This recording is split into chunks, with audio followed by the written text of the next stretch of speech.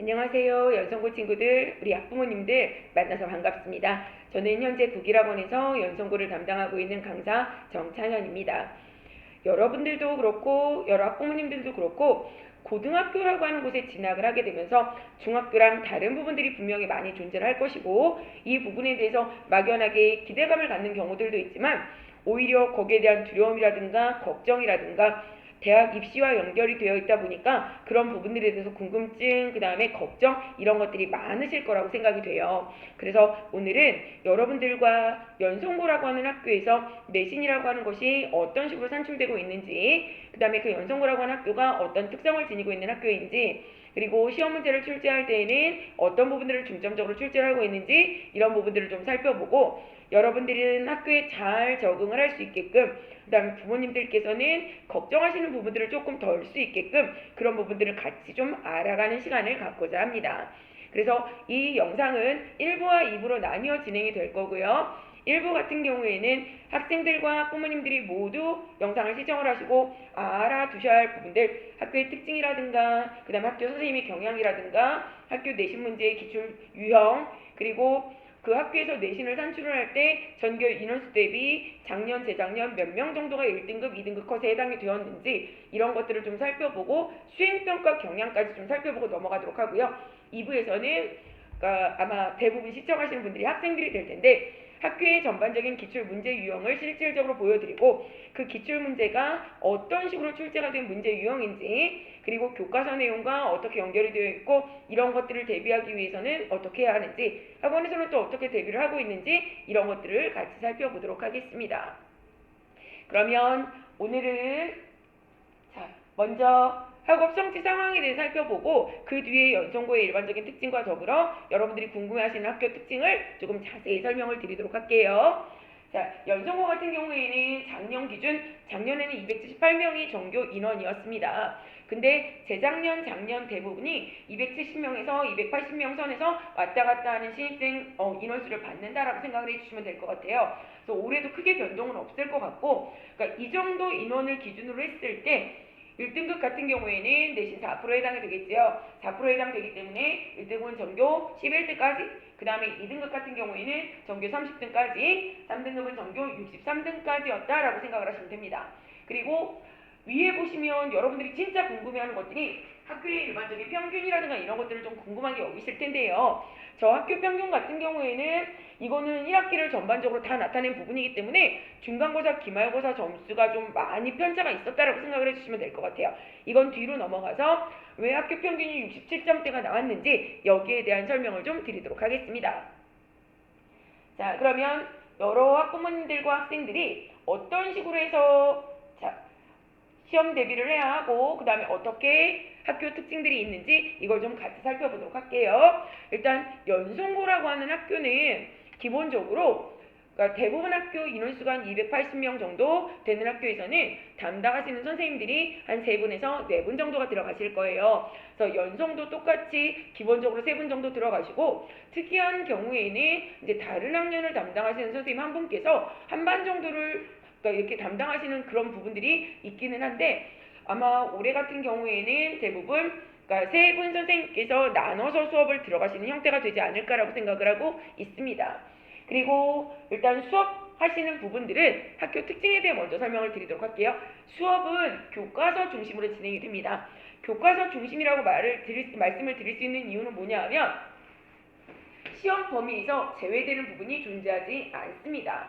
그래서 1학기 중간고사 같은 경우에는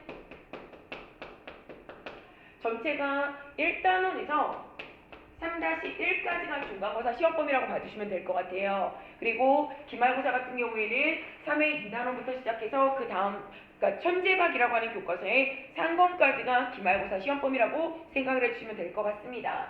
이 시험 범위는 최근 몇 년간 변동이 된 적이 없으니까 올해도 그대로 적용이 될 거라고 생각하고 있어요. 그래서 이 부분들이 중간고사의 시험 범위가 될 것이고, 중간고사, 기말고사, 그 다음에 2학기 시험 범위도 똑같아요. 중간에 빠지는 단원이 하나도 없는 학교라고 보시면 될 것 같아요.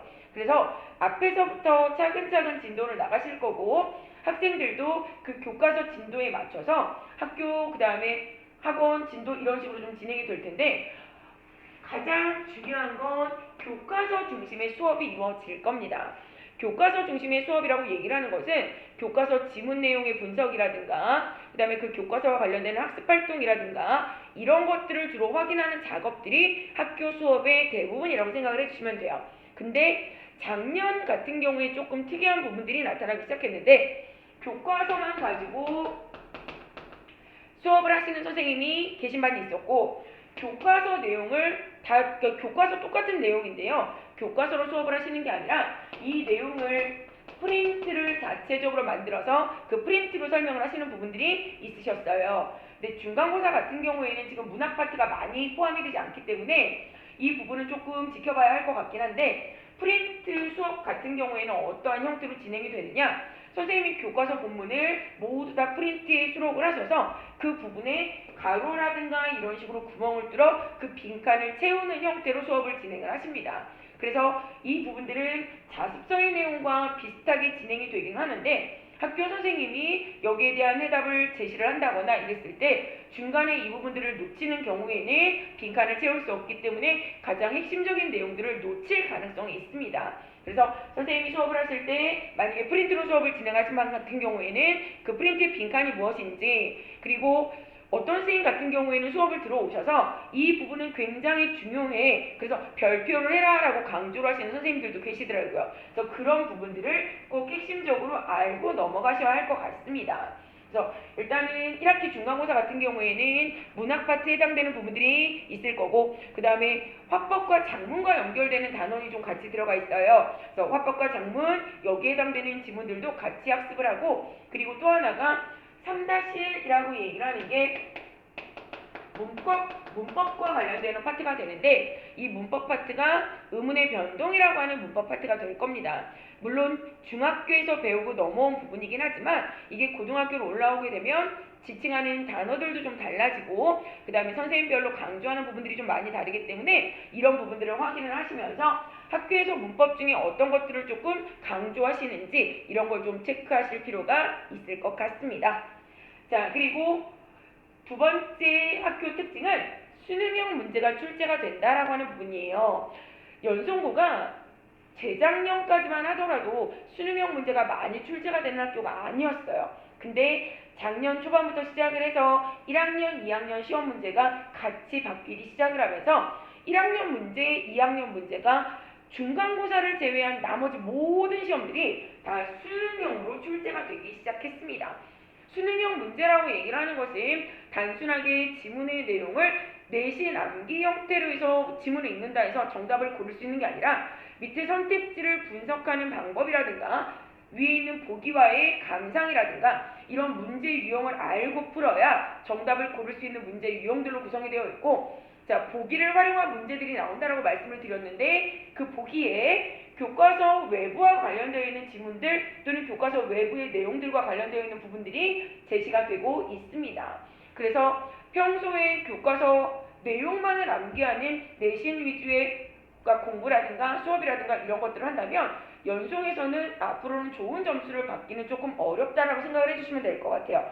그래서 연송에서 내신도 그렇고 수능도 그렇고 같이 준비를 하실 때에는 우리 학교는 수능형 문제가 출제가 되는구나. 이 부분에 초점을 맞추어서 수업을 진행하고 그 다음에 공부를 하시고 이렇게 해야 합니다.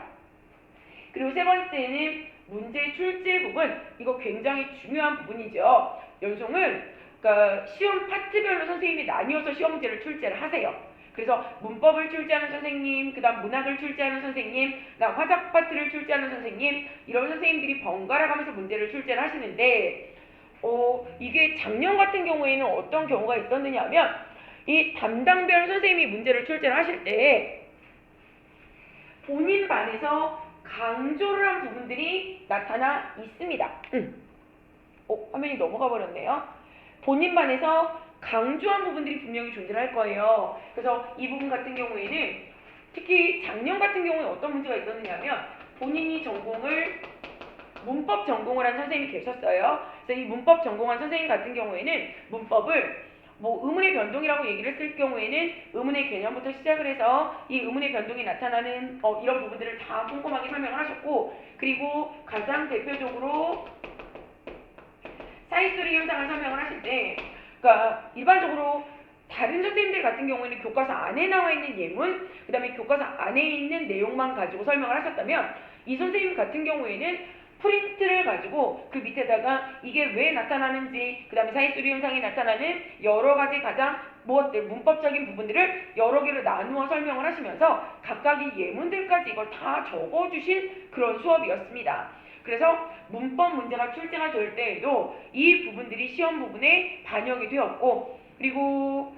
그러니까 연송해서 시험 문제를 출제를 하시고 나서 이 부분들을 분명히 돌려가면서 선생님들이 검토를 하실 텐데, 조금 그런 부분들이 있습니다. 그러니까 어떤 부분이냐면, 선생님별로 문학도 그렇고 문법도 그렇고 강조하는 부분이 분명히 다를 수는 있어요. 그런데 어떤 선생님 같은 경우에는 그냥 교과서만 해 라고 설명을 하셨다가 나중에 문법 문제가 출제가 됐다거나 문학 문제가 출제가 됐는데, 이건 교과서만 가지고 설명을 할 수가 없다라고 얘기를 하셨을 경우 시험 직전에 들어와서 이런 것들을 설명을 해주신 부분들이 있었고, 그리고 심지어는 시험 직전에도 그 부분에 대한 그런 뭐 언급이라든가 이런 것들보다는 그냥 학교 프린트 나와 있는 것만 좀 더 꼼꼼하게 읽어 이렇게 설명하신 부분들도 있었기 때문에, 그러니까 뭐 학교에서 우리 반은 이런 거 안 나온다고 했어요, 또는 우리 반은 이거 중요하다고 했어요, 이렇게 얘기를 한다 하더라도 중요하다라고 하는 강조가 있었다면 그 부분은 모든 학생들이 다 공통으로 공부를 해야 하는 부분일 거고, 안 나온대요 라고 했다고 하더라도 그게 모든 반에서 선생님들이 공통적으로 이야기를 하신 부분이 아니라면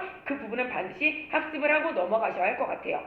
그리고 문제를 내시기 전에 상의를 좀 하시고 그 다음에 선생님들이 문제를 출제를 하시면서 이 부분들은 수업을 하셨는지 안 하셨는지, 그 다음에 이 부분 중요하게 가르쳤는지 아닌지 이런 것들을 좀 얘기를 한 상태에서 문제를 출제하면 좋은데, 일단은 그런 것들이 이루어지지 않은 상태에서 문제가 출제가 되기 때문에 심지어는 다른 반에서 배우지 않은 것들이 문제로 나오는 그런 반들도 있었습니다.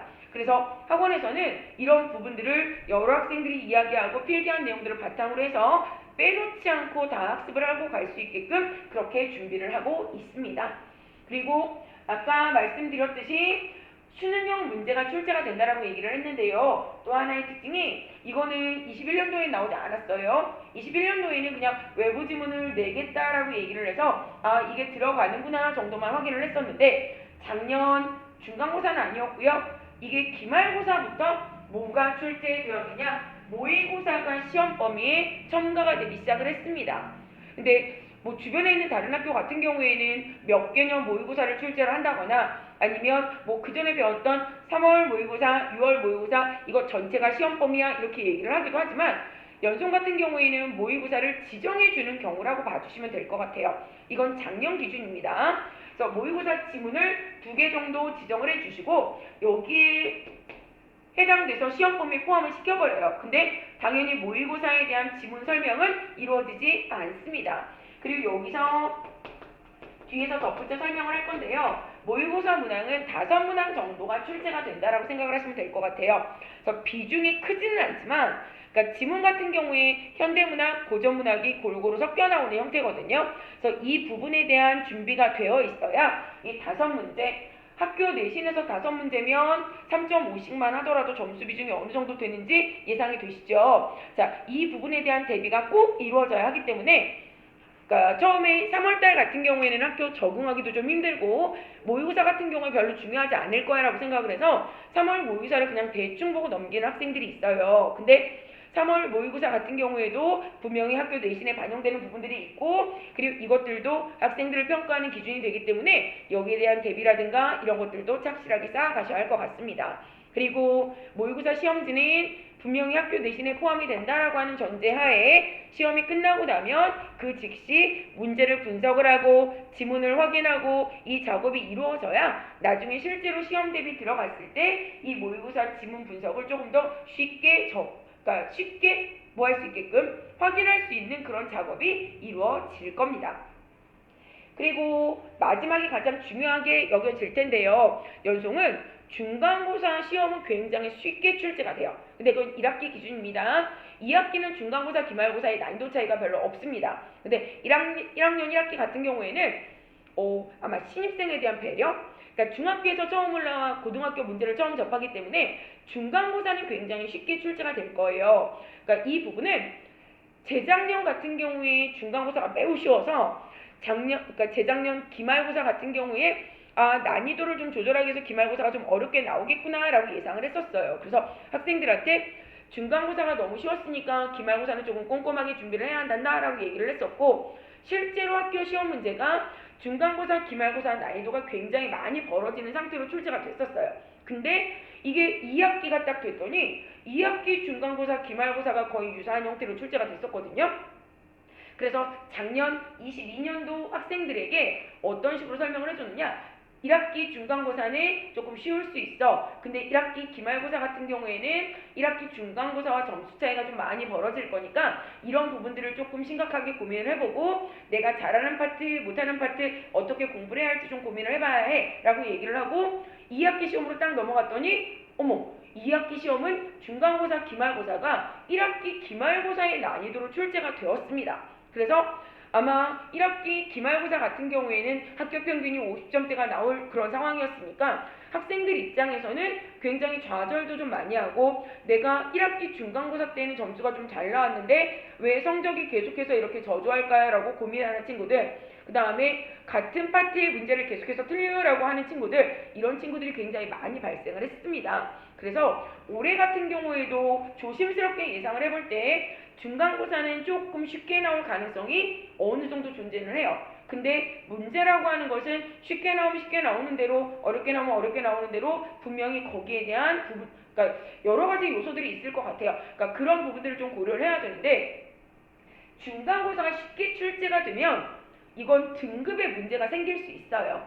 등급의 문제가 생길 수 있다라고 하는 건 무슨 뜻이냐 하면, 작년 1학기 중간고사 같은 경우에 한 문제를 틀린 학생이었는데 한 문제를 틀린 학생이 몇 점짜리를 틀렸냐에 따라서 1등급 컷이 달라졌습니다. 그래서 뭐 3.7점짜리 틀린 친구가 만약에 2등급 1등이 되었다면 3.6점짜리 한 문제 틀린 친구는 1등급 가장 마지막에 위치하게 되는 이런 사태가 벌어져서, 똑같이 문제를 하나밖에 안 틀렸는데 어떤 친구는 1등급, 어떤 친구는 2등급, 이러한 현상이 나타났다라고 생각을 해주시면 될 것 같습니다.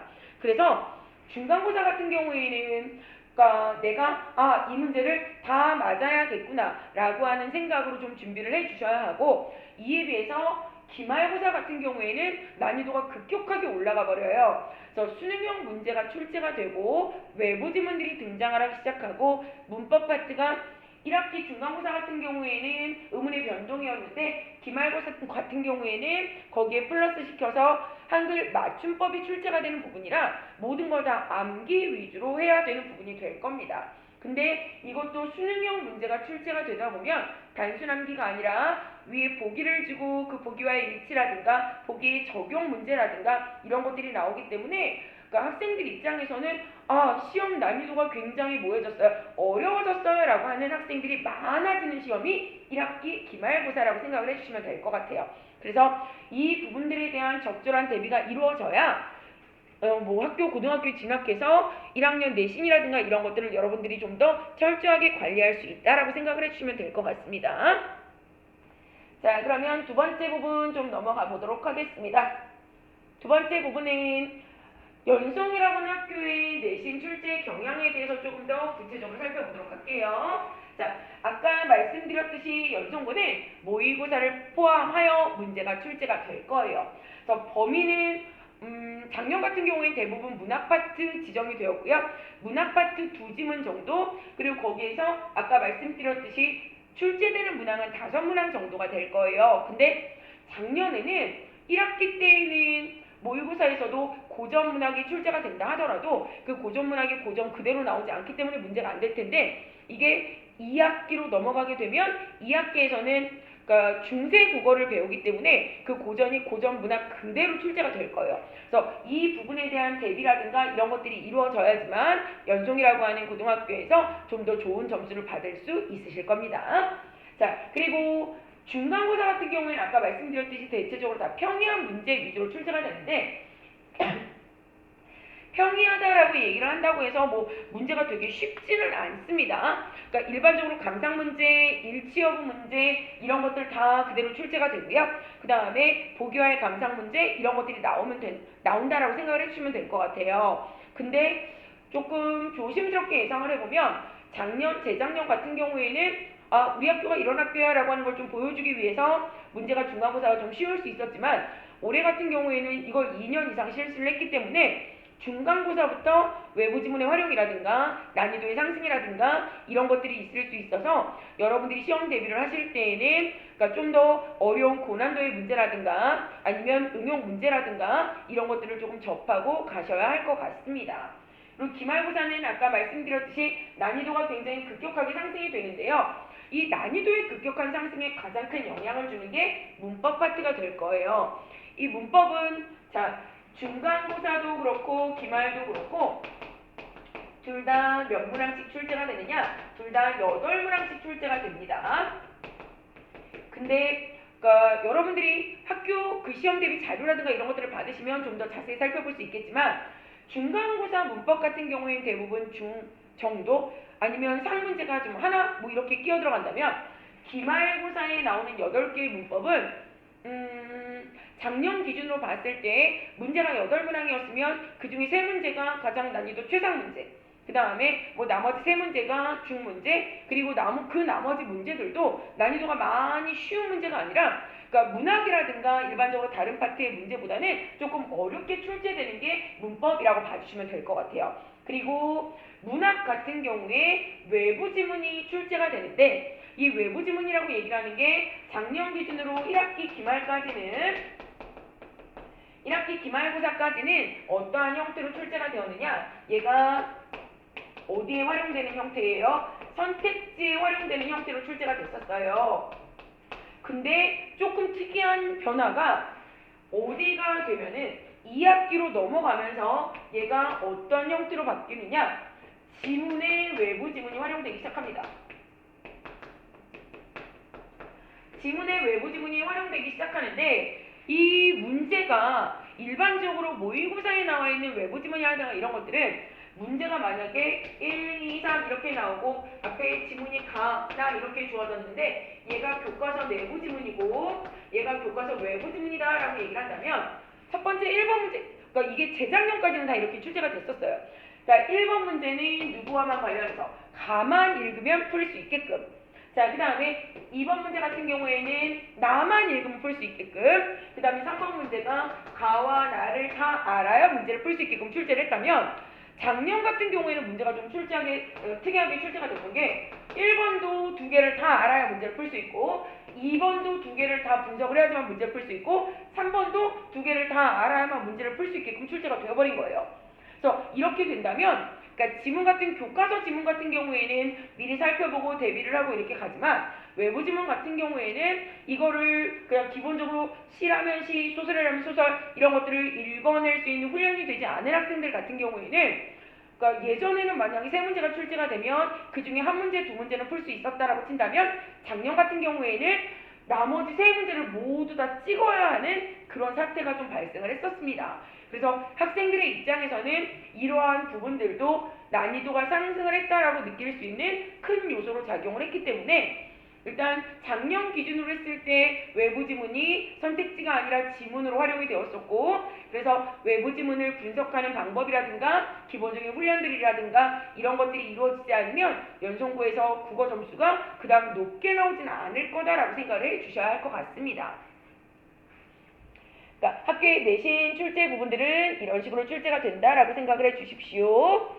자, 그리고 세 번째 수행평가에 대해 설명을 드리는데 연속고의 수행평가는 여러분들이 그렇게 막 걱정할 정도로 그런 부분은 아닐 것 같아요. 일단 21년, 22년 모두 뭐가 실시가 됐느냐? 서평쓰기만 실시가 됐는데 이 서평쓰기라고 얘기를 하는 것은 책을 읽은 뒤에 거기에 대한 개요를 작성을 하고 그리고 거기에 대해서 글 한 편을 완성해내는 형태로 실시가 되었습니다. 근데 학기별, 그러니까 1학기 20점, 2학기 20점 이렇게 해서 그러니까 비중이 내신 지필고사가 80, 그 다음에 수행이 20 이렇게 해서 학기가 끝난다고 생각을 해주시면 될 것 같아요. 그래서 수행평가의 반영 비율이 다른 학기에 비해서 높지는 않습니다.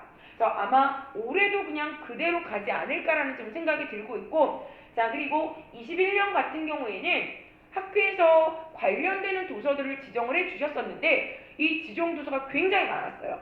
그래서 그 여러 개의 지정 도서들 중에 진짜로 학생들이 아무거나 선택을 해서 이거를 그러니까 매주 국어 시간 말고 국어가 만약에 4시간이 들었다면 그 4시간 중에 1시간은 이 독서를 하는 시간으로 지정이 될 거예요. 그래서 그 시간에 책을 가져가서 읽고 그 시간에 읽었던 것들을 바탕으로 해서 개요를 작성을 내고 그러니까 이것들이 8차시 정도 이루어진다라고 생각하시면 되거든요. 근데 21년도에는 지정한 도서가 굉장히 다양하다 보니까 학생별로 다 다른 내용들을 구성을 했습니다. 근데 작년에는 이걸 좀 선택의 폭을 줄여버렸어요. 그래서 1학기에는 12발자국이라고 하는 책을 선택을 하셨고 그 다음 2학기에는 로봇시대와 인간의 일이라고 하는 도서를 지정을 해주셨는데 이것들이 막 별개의 내용이 아니고요. 교과서 안에 나와 있는 내용들과 관련이 될 수 있는 교재라고 보시면 될 것 같아요. 그래서 이 책들을 읽고 그것들을 좀 보면서 내가 어떤 부분을 중점적으로 읽었는지 그 다음에 가장 인상 깊은 게 무엇이었는지 이런 것들을 좀 확인하고 그걸 바탕으로 개요를 작성 그리고 마지막에 서평을 쓰는 단계까지 나아갔다라고 생각을 하시면 됩니다. 자, 수행평가는 그러니까 뭐 다 따로따로 이루어지는 거 아니고 8차시 정도로 실시가 되는데 그러니까 8차시에 각각 뭘 작성을 하느냐 개요를 작성해서 낼 거예요. 이 개요 작성이 아까 전체 20점 중에 개요를 작성하는 게 10점을 차지를 하고 그 다음에 각 차시별 책 읽기 개요 작성이 병행된다라고 얘기를 했는데 마지막 서평 쓰기가 몇 점? 10점 이렇게 해서 전체 10점, 10점 합쳐서 20점 만점으로 구성이 된다라고 봐주시면 됩니다. 그런데 여기서는 조건이 주어진다면 오히려 학생들이 좀 쉽게 접근할 수 있었을 것 같아요. 근데 학생들의 입장에서는 수행평가가 좀 어렵게 느껴지는 이유가 책을 읽었는데 이걸 어떤 식으로 써야 할지 모르겠어요. 뭐 방향성이라든가 이런 부분들이 문제가 될 거거든요. 근데 학교 지동 도서가 무엇으로 선정이 될지 그 다음에 내가 관심 있는 분야가 무엇인지 여기에 따라서 개요를 작성하는 것도 분명히 달라야 할 거고 그 다음에 마지막에 저 개요 작성한 걸 바탕으로 해서 글을 써야 하기 때문에 이런 부분들은 매 차씩 책을 읽을 때부터 조금 조심해서 작성하셔야 하는 부분들이 될 겁니다. 그리고 여기에 플러스해서 조금 더 수행평가를 설명을 드리자면 연송의 수행평가 같은 경우에는 뭐 다른 학교 같은 경우는 특별한 기준들을 설정한 학교가 있더라고요. 근데 연송고 같은 경우에는 수행평가에 특별한 기준은 존재하지 않아요. 그래서 그 기준이라고 하는 게 전체 글자 수인데 이 글자 수가 약 1500자에서 1700자 정도라고 생각을 해주시면 될 것 같습니다. 그래서 평상시에 그러니까 뭐 7차시 정도에 작성했던 그 개요를 바탕으로 해서 마지막 차시에 서평을 쓰는데 이 개요 작성한 부분과 서평이 어떤 식으로 탄탄하게 연결이 되어 있는지 그 다음에 글자 수를 1500자에서 1700자 정도를 잘 맞추었는지 그리고 뭐 여기서 좀 더 구체적으로 나간다면 뭐 서론 부분, 본론 부분, 결론 부분의 글자 수를 지정을 해 주실 거예요. 그래서 그 글자 수가 플러스 마이너스 뭐 10 정도 여기까지는 그냥 기본적으로 다 전체 만점을 준다라고 생각을 하시면 되고 그러니까 만약에 진짜로 글자 수가 많이 미달한 학생이라든가 아니면 글자 수가 너무 많이 초과한 경우에는 여기에 대한 감점 부분이 있다라고 생각을 하시면 될 것 같습니다. 그래서 이 부분들에 대해서 여러분들이 조금 고려를 하시고 이걸 철저히 준비를 해서 그 시간별 그리고 그 독서 시간에 책을 가져가지 않으시면 점수를 깎는 선생님들이 계세요. 그래서 저 10점 안에서 감점이 되지 않으려면 매 시간 독서 시간에 책을 잘 챙겨 가시는 것도 필요할 것 같습니다. 그래서 여기까지가 기본적으로 연성고에 대해서 자, 학교별 특징이라든가 내신 출제 경향이라든가 수행평가 경향에 대한 설명이었다라고 생각을 해주시면 될 것 같습니다. 자, 그러면 일단 1부는 여기서 마치고 2부에서 학교 내신 기본적인 출제 방향이라든가 문제 유형들을 좀 더 자세하게 살펴보도록 하겠습니다.